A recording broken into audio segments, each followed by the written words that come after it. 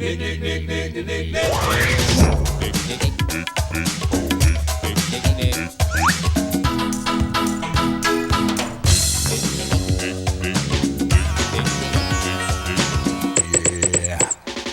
it.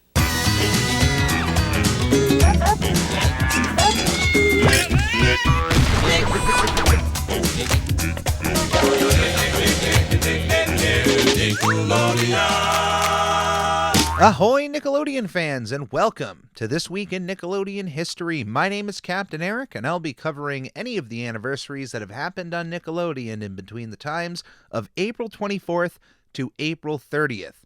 After which, I will be talking about the untimely passing of the legendary Gilbert Gottfried and his contributions to Nickelodeon, and will also be the star of Captain Eric's Top 5 of the Week. And on to the anniversaries at hand, because 37 years ago, on April 26th, 1985, we had the final episode of Livewire, Nickelodeon's massive talk show that was number one in 1982, was also the first talk show to win the Cable Ace Award, and in its 5 years on the air, never went below number 7 in the ratings, which is very impressive. The show originally was presented by Mark Corduroy in 1980 before being replaced by Fred Newman from 1981 until its final episode in 1985. Fred Newman, though, would go on to voice one of my favorite Nicktoons of all time, Skeeter Valentine in Doug.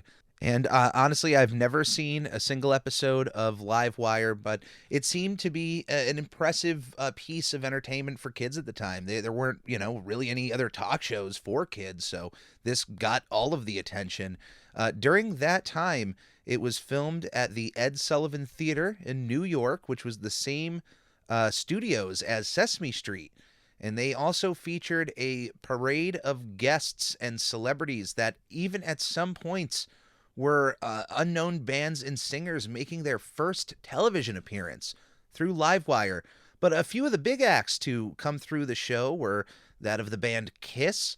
There was also the bands of Twisted Sister and the rappers the Sugar Hill Gang, and thought it was really impressive that they even had the creator of Star Trek, Gene Roddenberry, alongside a few other names like Frank Zappa and Billy Squier. It's a crazy little list here of the kind of appearances they had on the show. But like I said, very popular show for its run. And there's not really an enticing reason to go back and watch old talk shows unless just an iconic moment happened on them. A lot of those interviews, they're meant to echo whatever they're there to promote of that time, and usually even the conversations that are happening are more of the time of the taping. So when you're talking about a talk show 30 years ago, it's really tough to say, like, hey, go out of your way to watch this. But I'd say if you enjoy the history of Nickelodeon, it's at least worth, a couple minutes to check out what it looked like, get a feeling of the show, and check out some Fred Newman. 24 years ago, on April 25th, 1998, Doom Runners premiered on Nickelodeon. Doom Runners was a co-production between Showtime, the premium content channel, alongside HBO and Cinemax and Starz, between Showtime and Nickelodeon. They co-produced this movie together, and the movie began airing on Showtime starting on December 20th, 1997, before airing on Nickelodeon on April 25th, 1998. And it was the first original full-length feature film to air on Nickelodeon. It was a big deal at the time, and honestly, I completely missed this thing. Looking at that date, I was certainly watching Nickelodeon at the time, and I must have seen promotional material for Doom Runners, but I just never checked it out. And having all the knowledge now that it's a co-production between Nickelodeon and Showtime, I'm really interested to see how this thing turned out. So I'm gonna try to track down Doom Runners and see if I can watch it. The movie was directed by Brandon Mayer, and stars Tim Curry, which the second I saw that name, you had my immediate attention. The movie, as Curry noted, was a production that resembled Mad Max for kids. So if Mad Max for kids, Tim Curry, and just the name Doom Runners doesn't entice you enough. I really don't know what else I can tell you. There's no pleasing you at that point. Tim Curry alone should get you excited for any project. So I am certainly going to check this out. Look for my Doom Runners review in an upcoming episode, because the second I saw Tim Curry's name was a mere lock for me to watch that movie. 22 years ago, on April 30th, 2000, the first episode of A Walk in Your Shoes premiered on both Nickelodeon and Noggin. Now, I did mention that this season I was not covering any shows that premiered on any of the sister channels associated with Nickelodeon, the Nicktoons Network, Noggin. But what is different about this show is that it not only was airing on Noggin, but it was airing on Nickelodeon at the exact same time. Now, the show is a longer form version of a series of shorts that aired a part of Noggin's Fred on Your Head show. And then these shorts were, then obviously the concept was then expanded on to a half-hour format and ran for 3 seasons. The show was written by Eric Mayerson, and the show ran for the 3 seasons to give a perspective on the way people live, sometimes to show you the differences, like living in Alaska compared to living in Hawaii, or living in the city compared to the country. But some episodes in their entirety would just be about what it's like living with a wheelchair, or what it's like, with somebody who lives in their religion, who spends a lot of time about their religion, somebody who might spend time in a juvenile home, or someone who is a CBS celebrity was an episode in season 2. So it covers an entire range of different, like, walk in your shoes type moments, and I can appreciate that. I never personally watched it, but its content and what it was covering I can appreciate and respect. So if you are a fan of that show or have any thoughts on it, definitely let me know what you think. 20 years ago, on April 28th, 2002, Caitlin's Way finished its run on Nickelodeon. Created by Paul Bellows and Thomas W. Lynch, the show ran for 3 seasons of 52 episodes. Caitlin's Way is a drama for Nickelodeon, and from at least the fans of the show, there are a lot of really great feelings when you see people talking about Caitlin's Way online. It certainly has a nice little strong fan base that remember the show strongly, and it had its fans at the time. Even as a kid, there were people at school who would talk about Caitlin's Way and the episode to episode details, but it wasn't a show for me. I was certainly not mature enough to want to watch a drama show. I was just looking to laugh all the time. But even that being said, and even if it wasn't my cup of tea, I still liked that there were different things on Nickelodeon that other people could enjoy. I wasn't selfish, I wasn't just upset like, God, I got to change the channel because this show came on. Like, all right, time to see what else is out there. This one isn't for me. But talk about contributions to the channel. Let's talk about Thomas W. Lynch, the co-creator of Caitlin's Way, who is also the co-creator of The Secret World of Alex Mack, the creator of The Journey of Alan Strange, an executive producer for 100 Deeds for Eddie McDowd, and went on to then co-create Class of 3000, Romeo, Bucket and Skinner's Epic Adventures. He was just an executive producer for that one, and then even co-created Make It Pop and created The Other Kingdom. And just that amount of shows alone, getting 1 or 2 shows on the air is a massive accomplishment. But this is just an entire career of hit after hit and big show after big show. And Caitlin's Way is just among some of the greats for Thomas W. Lynch. If you're a fan of Caitlin's Way, do you have a favorite episode? Do you have a storyline you liked? Did you have a moment that just it will stick in your head forever? If you enjoyed, the show, let me know. 16 years ago, on April 30th, 2006, we had the very first Let's Just Play Go Healthy Challenge, a reality series that ran for 2 seasons of 13 episodes. 14 years ago, on April 26th, 2008, we had the very first episode, the premiere of The Mighty Bee. Created by Amy Poehler, Cynthia True, and Eric Weiss, the show ran for 2 seasons of 40 episodes. Upon its release, The Mighty Bee was a massive hit, for Nickelodeon, and in no short thanks to its co-creator Amy Poehler, who was not only a co-creator, but also starred in the show as its main character, Bessie Higginbottom, a character that was loosely based on another character of Poehler's, Cassie McMadison, that she used in a few improv comedy troupes before joining Saturday Night Live. Saturday Night Live being the platform in which Amy Poehler became a household name. It's of course that platform that would eventually give her the opportunity to create the show for Nickelodeon, which, like I said, was a massive hit. 3.1 million viewers tuned in for the debut, and was a pretty decent success throughout its run until it ran into an issue that would become, far too common for a bunch of Nicktoons of this era. From its premiere on April 26th, 2008, it aired on the standard Nickelodeon channel until January 16th, 2010, which was the last new episode that aired on Nickelodeon, before the next new episode would air on November 6th, 2010 on the Nicktoons Network, before finishing its run on June 18th, 2011. This would, of course, become the norm for almost every Nicktoon of this era. It would air for a chunk of time on Nickelodeon before just being moved over to Nicktoons Network to just air off whatever remaining episodes existed. It's not like any of those shows would move over to Nicktoons Network, have a steady stream of audience watching the new episodes, and give the network then a reason to continue the show.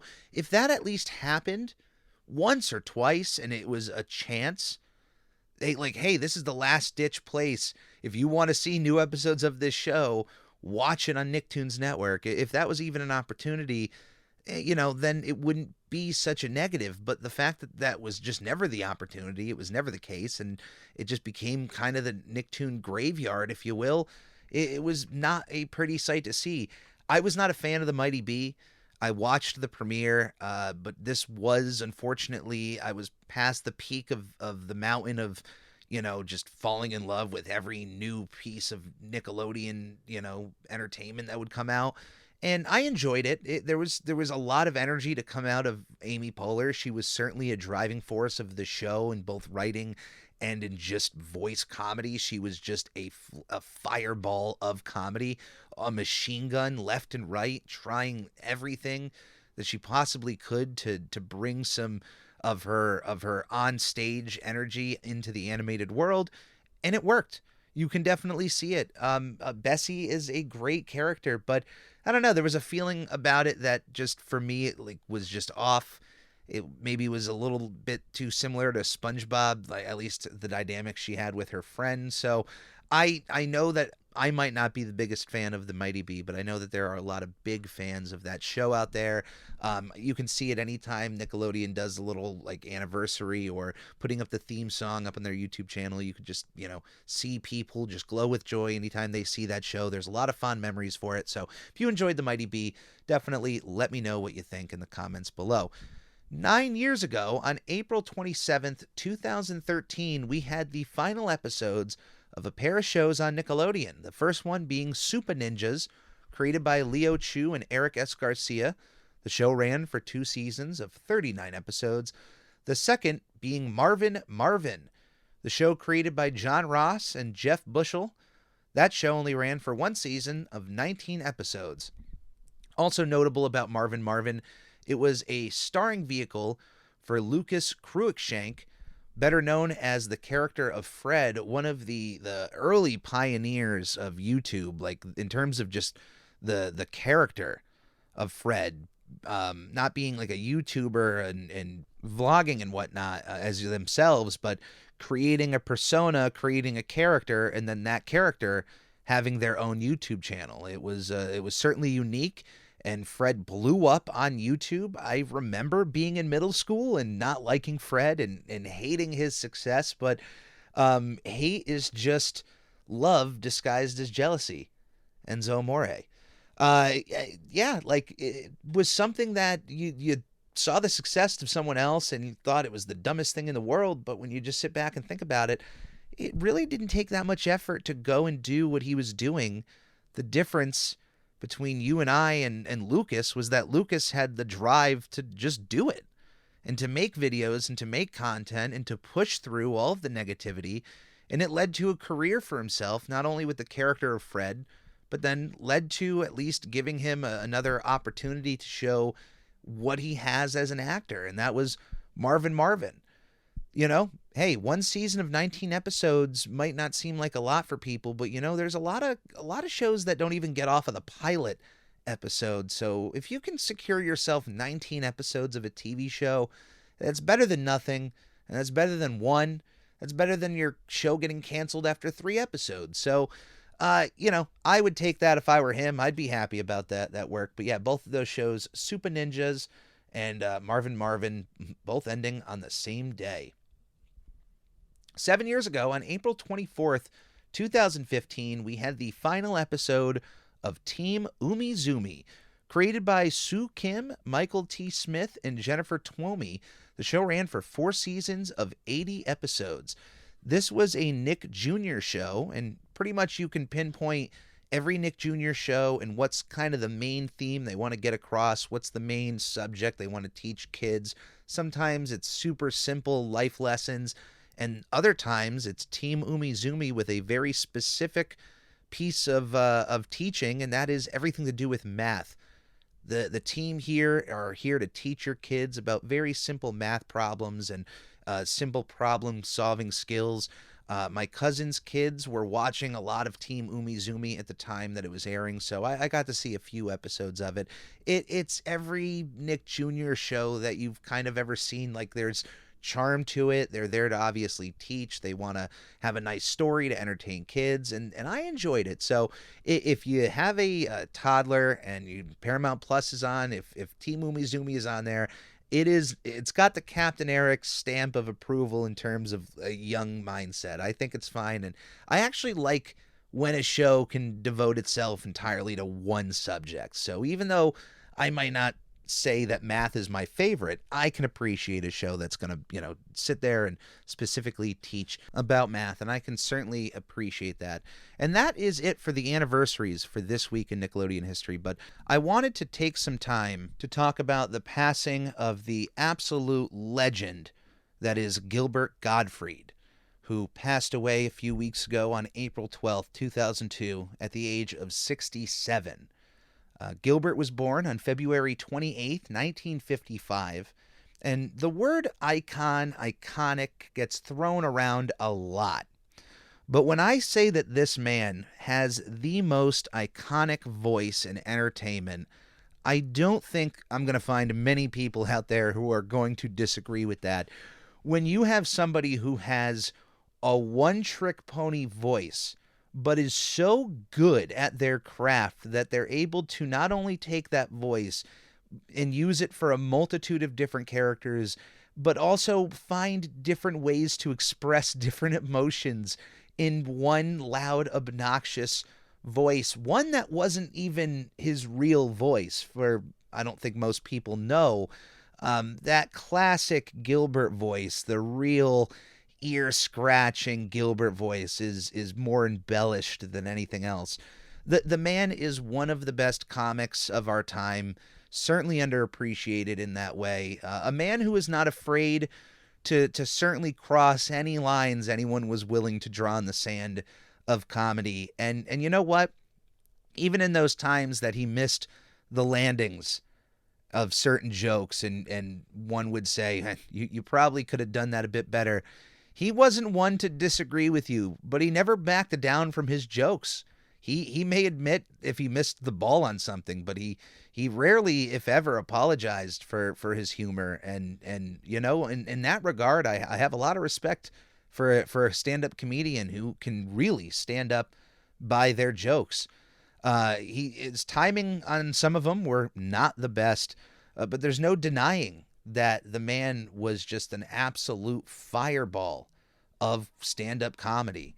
Was a mainstay on many roasts that were aired on Comedy Central, and is one of my favorite roasters of all time. But when it comes to that voice, that's where you have the real gold of Gilbert Gottfried, because that voice became a mainstay throughout animation in the 90s and 2000s. You couldn't go through many cartoons without finding at least a guest spot of Gilbert on a show, at least for one episode. And I'm just going to name a few of the shows here. You have Bonkers, you have the Ren and Stimpy Show, you have Duckman, you have Superman the Animated Series, you have Dr. Katz, Timon and Pumbaa, Clerks the Animated Series, The Fairly Odd Parents, House of Mouse, Cyber Chase, Bear in the Big Blue House, home movies, Billy and Mandy, Family Guy, My Gym Partner's a Monkey, The Replacements, Back at the Barnyard, Teenage Mutant Ninja Turtles, the 2012 version.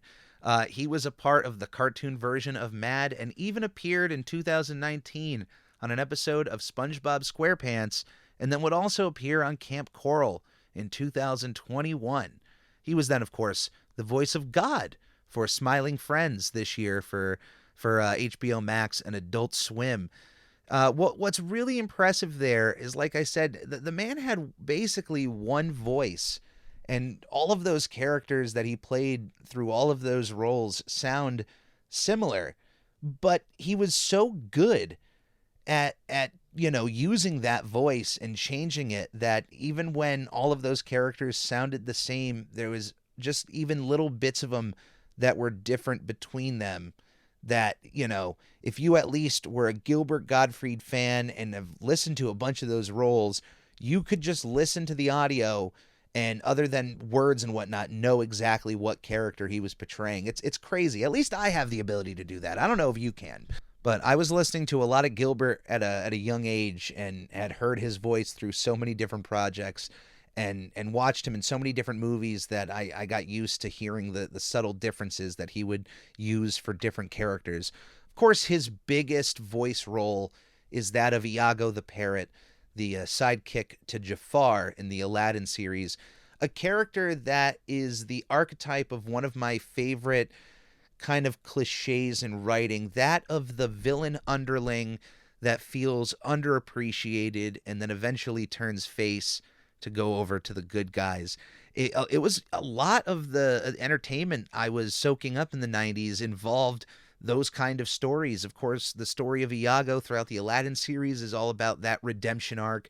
Dinobot from the Beast Wars series is all about, him, portraying the bad guys, moving over to the good guys. And then the good guys always having their guard up anytime that character is around. I love anytime it's been implemented, and the Iago story is honestly, anytime I talk about that cliche or that use of that trope, it's one of the ones I point to as one of the best, because it took a character from the first film, Aladdin, who was, as far as I know, one of the most original bad guy sidekicks up to that point. Not only having just a talking animal, which we've had in Disney movies before, but to have one sound like Gilbert Gottfried and to just be as crass as Gilbert. Iago is by far one of my favorite Disney characters because of that. And I'm so glad he became a mainstay and got to continue voicing that character through so many different projects like Kingdom Hearts, and even during the Enchanted Tiki Room takeover that I had no idea about until in the last year. But for those who don't know, the Enchanted Tiki Room in Walt Disney World and Disneyland is a mainstay of the Magic Kingdom, and in Disneyland, it's basically a show you go into and a bunch of birds sing and a bunch of other parts of the room sing. It's the Enchanted Tiki Room. As a kid, I didn't go into it. I didn't enjoy it. And even as a theater park aficionado, it's just not one of my favorite attractions. But more recently, I found out that for at least a decade or so, there was a change of the Enchanted Tiki Room where it was now subtitled as the Enchanted Tiki Room under new management. And it's where there was an entirely new show that would start out normally, but then the show would be interrupted by an animatronic Iago and an animatronic Zazu from The Lion King, the two most famous Disney birds at that time. And both of them, were the new managers of the Enchanted Tiki Room. And it was an entirely new show with songs being sung by Gilbert Gottfried. And if you are familiar with his voice at all, he doesn't have the most beautiful singing voice, but I have to give the guy credit. I enjoy when Iago sings. But I guess this wasn't the most popular change of a classic Disney ride. And it's one that I'm sad I didn't get to experience because there was a fire at some point in the Enchanted Tiki room, and they took advantage of that fire and reverted it back to its original state, which I guess most park goers really wanted. And I guess I'm in the minority of wanting under new management back, but that's just because of my love for that character of Iago. I will miss Gilbert Gottfried. A lot of his work I can't really talk about. I do want to keep this show as family friendly as possible. But if you are old enough and you enjoy stand up comedy and you enjoy somebody who might give you a little bit more of a bite than your average stand up comic, then I implore you to look up some classic Gilbert Gottfried stand up moments. He's one of my favorites of all time, and I'm going to miss him. He literally is a one of a kind entertainer and a one of a kind voice. Truly an iconic voice. For my top five this week, I wanted to give my top five Gilbert Gottfried performances, two of which I'm not 100% familiar with, but these first two I may not have personally seen. But here's a thing when it comes to my rankings of stuff. Sometimes I can skew when it comes to certain aspects of the performance, and when it comes to these first two, number five is the character of Igor Peabody from the Problem Child series. I have seen Problem Child 1. I am not familiar with his work in Problem Child 2 or Problem Child 3, Junior in Love.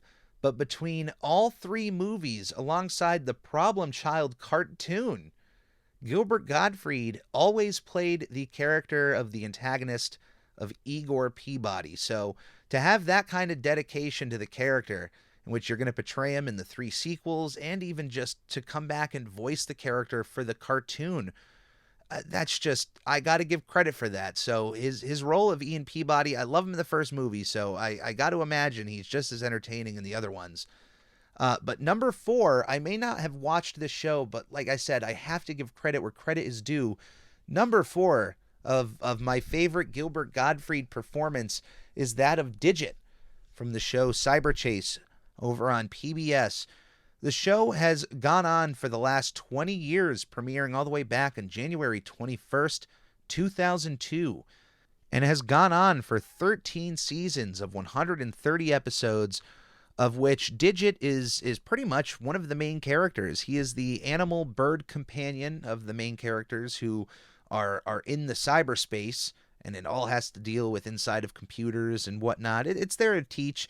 One cool thing about this show, the main villain Hacker is voiced by Christopher Lloyd, and who still maintains the character to this day. So it was nice to have this children's show with voices by Gilbert Gottfried and Christopher Lloyd after all these years. Now, I may not be a regular watcher of this show, but I did see a few episodes as my brother was growing up, and of course, being a fan of Gilbert, it got me to watch the show, and I enjoyed his performance. Having him do that for 20 years is something of note. I have to give credit there. Number three on my list is his performance as Dr. Bender and his son Wendell on a few episodes of The Fairly Odd Parents. They were a pair of original antagonists for Timmy Turner alongside Vicky and Mr. Crocker. Dr. Bender became just another citizen of Dimsdale and was used for a few episodes as a foe of Timmy, in which he had to use his fairies to be creative to get away from the doctor or get his ball back from him. He was kind of an annoyance, and of course then having his son Wendell, who is an exact copy of him, a mini-me, if you will, who is also voiced by Gilbert with a higher-pitched accent. I really, look, how many times I got to say this? Being a fan of Gilbert then just makes it easy to like any character that he voices. Now, in these cartoons, Gilbert and his voice are usually used for characters that are of a antagonistic effect, a jerky character, and it works perfectly here for Dr. Bender. He is a character that, from his design and his voice alone, make him completely punchable. A character who views himself as superior to everybody else, given the fact that he has really nice looking teeth that we end up finding out are actually dentures. They're just fake. So, which is nothing to be ashamed over. If you happen to have dentures and you have a nice smile from it, cool, enjoy that. But you don't have to brag about it. The character appeared in the episodes The Same Game, Scary Godparents, Shiny Teeth, and Teeth for Two. He cameoed in the episodes Hard Copy, Schools Out the Musical, 5 Days of Flarg, and It's a Wishful Life, and does appear in the video game Nicktoons Freeze Frame Frenzy. I do wish the character was used a bit more. I don't know if it was just the expense of bringing Gilbert in, or if, maybe during some occasions it became a little bit too much of an issue to work with the guy. But the character of Dr. Bender, just even being a dentist, is one you could take a few more plots out of, and I just feel like they didn't really use as much as they could have. But those episodes that he is a heavy plot point of are really memorable, and stand out among some of the best of the Fairly Odd Parents, especially his first episode, the Same Game. I mean, that's literally one of the best episodes of the Fairly Odd Parents, at least in terms of ones with a message. Number 2 on my list of Gilbert Gottfried performances is that of Aladdin, the original movie, which premiered on November 11th, 1992. Directed by John Musker and Ron Clements. The movie was a massive success for Disney and just continued their Renaissance period moving forward full steam ahead, and is probably my favorite Renaissance movie of the time. I know a lot of people love The Lion King, and there was maybe a time in my life that I would say The Lion King was preferred over Aladdin, but you know what? 30 years later, I gotta say, I prefer Aladdin to The Lion King. And it might be because of the genie and the goofy modern-day references he makes, like to Rodney Dangerfield. And it might have something to do with Iago being just one of the all-time great sidekicks, but I don't know. That's just my taste. I enjoy Aladdin. My mother has told me that Aladdin was the first movie I saw in theaters. I don't know how much of that is true. It either has to be Aladdin or The Lion King. It's one of those, but I hope it really was Aladdin. Anyway, his performance in this movie comes out of complete left field. He feels so out of place, yet so at home. It works on so many degrees.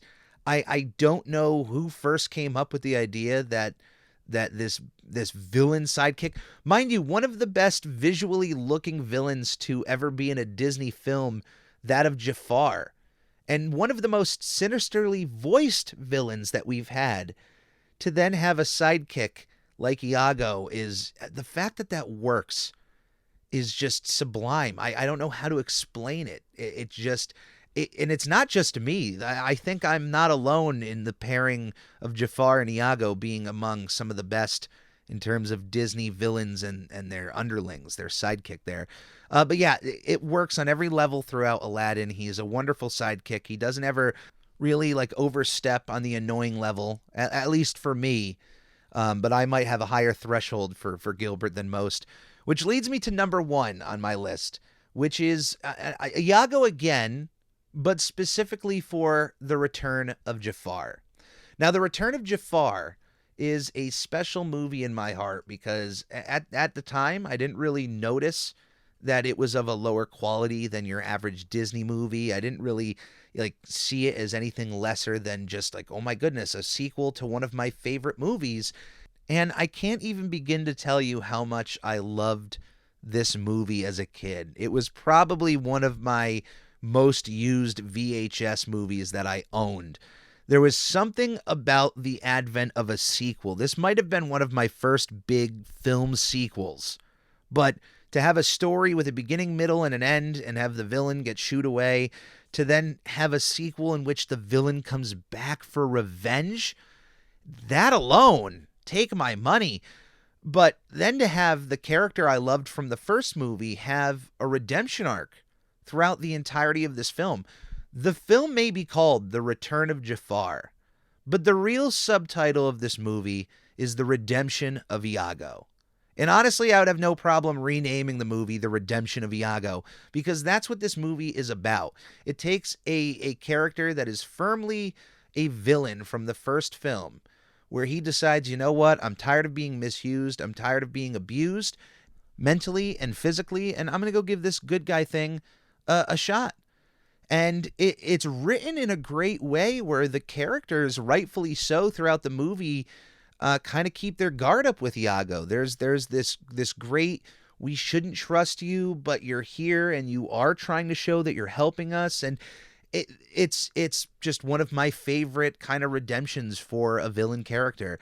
Now, if you don't like the musical stylings of Gilbert Gottfried, you may not enjoy this movie as much as me, because it is song heavy with Gilbert. He does at least have one massive song to himself and then has a duet later on in the movie. But I have so much love for the return of Jafar, and it all boils down to the story with Iago and the performance that was laid out for that movie. So those are my top 5 Gilbert performances that are at least family friendly. If I opened it up to more of the adult stuff, Return of Jafar would still probably make number 1, but I don't know what else would fill those other slots. I'm not even going to get into it right now, but if you're a fan of him, I can't even begin to tell you the kind of content you should be able to dive down if you're a fan of Gilbert Gottfried. Check out any of his stand-ups, check out any of his roast performances, check out any of his vocal performances. His voice is gold to me, and if it's gold to you, then it's gold worth looking up. He is going to be missed beyond words, and I really hope he is able to rest in peace. So thank you, Gilbert Gottfried, wherever you are, for your contributions to the world of entertainment, to the world of comedy, and you will be gone, but you will never be forgotten. And with that, that is This Week in Nickelodeon History. My name is Captain Eric. As always, if you enjoy any of the content I produce, if you are able to like, subscribe, share, sign up for notifications, all of that is always appreciated. As always, if you have any questions or comments that you would like me to read out on the air, you can send them to nickelodeonhistory@gmail.com. On top of that, I am also still on the search for a new theme song. So if you are musically talented or know of anybody who is musically talented and you would like to contribute to the show, I would like to feature you and pay you for your time and for your art. So you can also send me your submissions to nickelodeonhistory@gmail.com. With that, my name is Captain Eric, signing off for this week. Stay safe, everyone. We'll see you here next time. On the Lord Hut, here we hut, Nick. On the Lord Hut, here we hut, Nick, Nick. On the Ricky Ticky Low, while living #1 Nickelodeon.